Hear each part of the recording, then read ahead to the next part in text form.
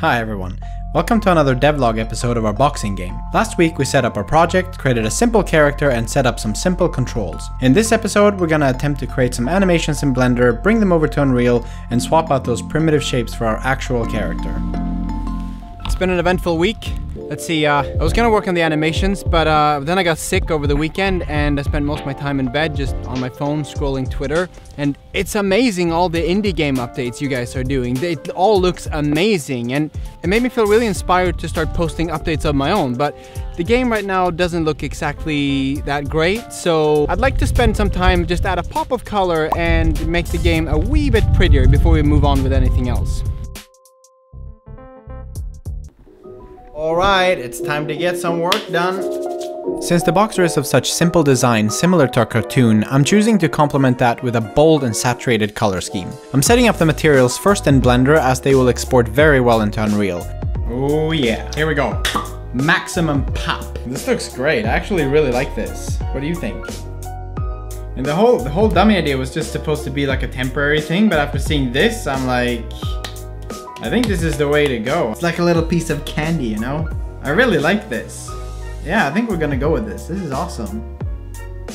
So I've made this design choice for two major reasons. The first one being, like I mentioned before, Twitter. See, when you're scrolling through your feed, you're gonna keep scrolling until something really grabs your attention. Anything bland or too busy and you're just gonna scroll right by it. So I'm gonna do everything I can to make you stop scrolling. Humans are naturally drawn to saturated and bright things. So I'm gonna go with a classical set of primary colors: red, blue, yellow. Again, keep it bright and saturated. That combined with the simple and readable design of the boxer is sure to make it pop. That might sound like a silly reason to go with a design, but if you think about it, you have to grab people's attention somehow, and if you can't do it in a Twitter feed, why would you be able to do it on Steam or anywhere else for that matter? Or on YouTube, like a thumbnail. The second reason is, boxing is a violent sport, and I never set out to make a violent game per se. Like, I don't want it to be about the violence, so these soft and blobby looking characters really helps take that edge off. And this way, I don't have to worry about bruising or blood or anything like that, which is gonna save me a ton of time.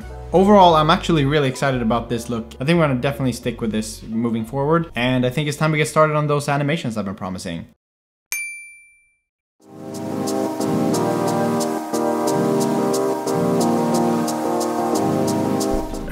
Okay, so I gotta figure out a system for how I can make these animations in Blender and transfer them over to Unreal in a smooth way without having any hiccups. So this first step is to figure out how it all works, how I can organize my animations, and then how to get them over to Unreal.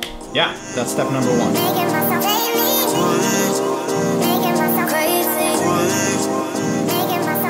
What?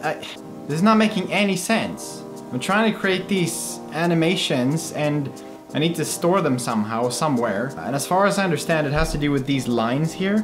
But man, like, I don't get it. Like, this makes no sense. I mean, we're gonna get this right. Like, don't worry, it's fine. I'm just not sure how yet. Yeah, it's just a little frustrating. I think I need a break.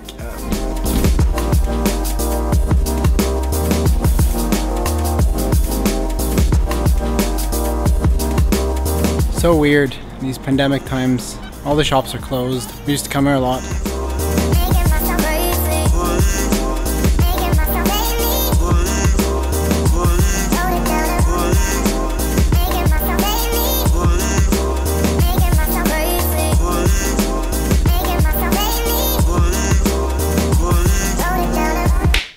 I think I got it. Right, I think I understand how it works now. Because I love Blender, it's been great so far, but this is the dumbest shit I've ever seen. But anyways, I think I have it figured out. So let me show you. I figured out these strip things. So here you have these strips you can add, and in them you can add animations, which will then keep them organized. So this is what's a little clunky. Down here, I can now click New, Wave, click that. And so now I can just move that up a little bit, like that. That a little bit. Just gonna set the keyframes like so. And then here we can add a strip that contains this information. I know this is super weird, but I'm gonna just click here and now that created a track. We'll call it wave as well. And now if I click the idle one, ooh, now we have the idle pose here, you can see. But if I click the wave, bang, see that? That's so cool. Anyways, that's that. So now all I gotta do is just save this into an FBX file, and then all these animations that I have stacked will just populate automatically in Unreal. It is super nice. Yeah, I think we're finally ready to do these animations, so let's get going. Boom, I'm so happy. This is so good. Let's rock and roll, baby. There goes a sight from my soul.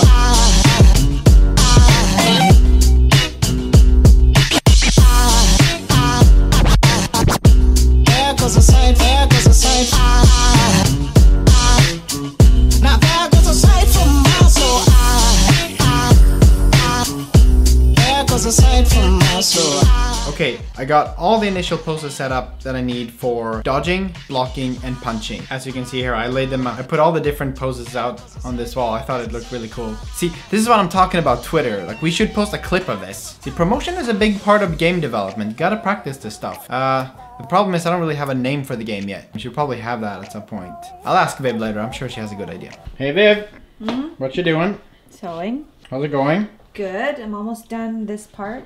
Cool. I'm making a boxing game, and I can't think of a name. Can you help me? How about Punch a Bunch? There goes a sight from my soul.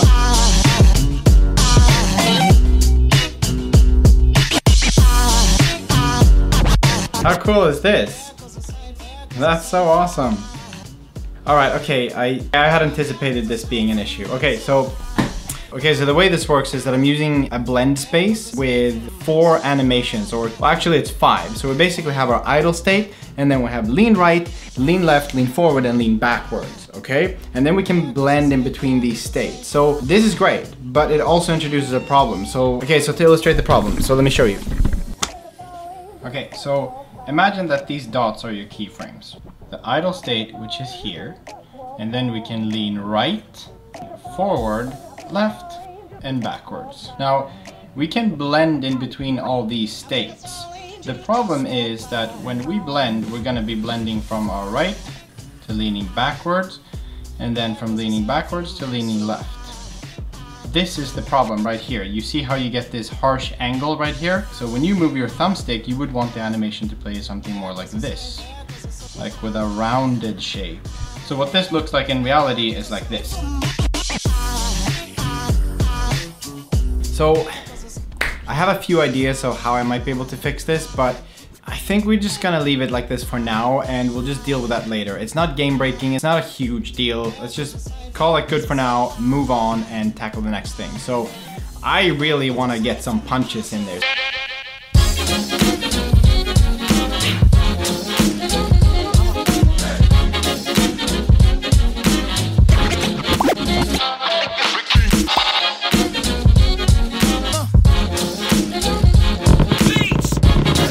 Oh my god, what is going on? Whoa. Okay, so that didn't go exactly according to plan, but it looks really funny. Hey, maybe this will be the final boss in the game, how about that?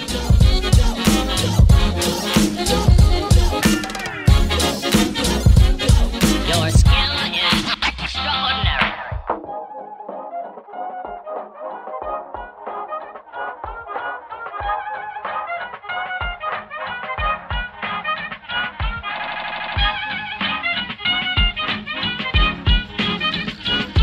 Alright, that's so cool. Okay, this is working out. I also added a little fun run animation. Doesn't look great, but I think it adds a little bit of a fun layer to the whole thing. Man, this is really cool. I'm really liking this so far. This is awesome. I also added up the blocking, so now we can block. We can punch. But yeah, you can move around, you can dodge, punch, block.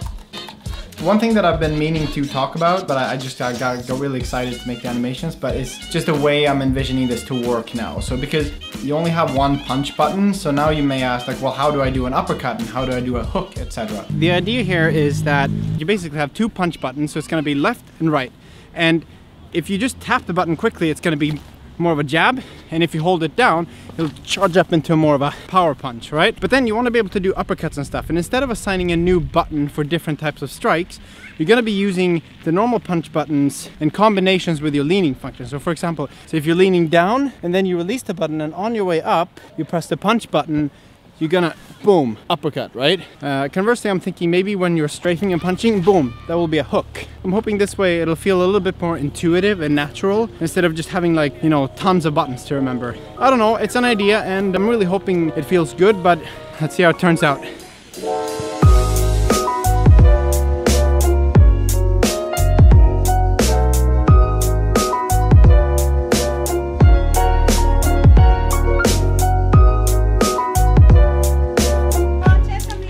Thank you. Seagulls Bagels, best in town.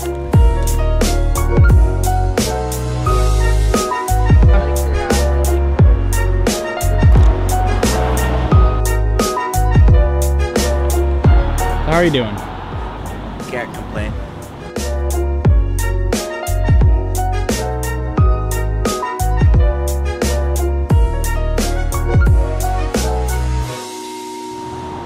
Can't complain.